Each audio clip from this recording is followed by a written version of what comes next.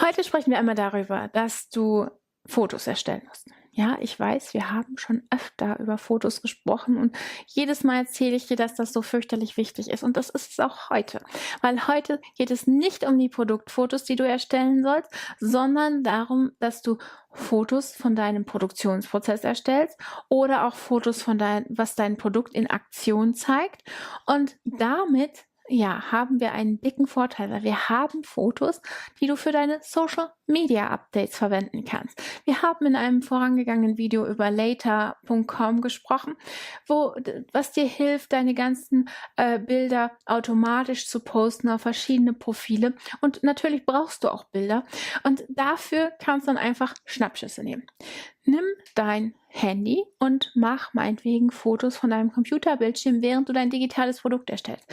Oder wenn du das Ganze per Hand machst und wirklich töpferst oder irgendwie sowas, dann mach Fotos, während du töpferst, während du malst, während du ja deine Aquarellfarben aufbaust oder ganz allgemein, während dein Atelier aussieht, als hätte eine Bombe eingeschlagen. Weil auch das kann ein schönes Foto sein. Das kann Leute dazu bringen, dass sie sich mit dir zu dir verbunden fühlen.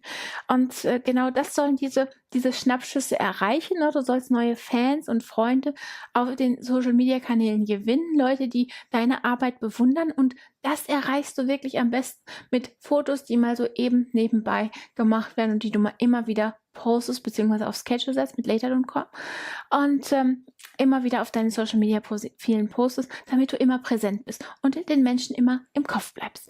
Daher zeig deine Produkte, nicht nur ein normales Abbild deiner Produkte, zeig den Entstehungsprozess und zeig deine Produkte auch in Aktion.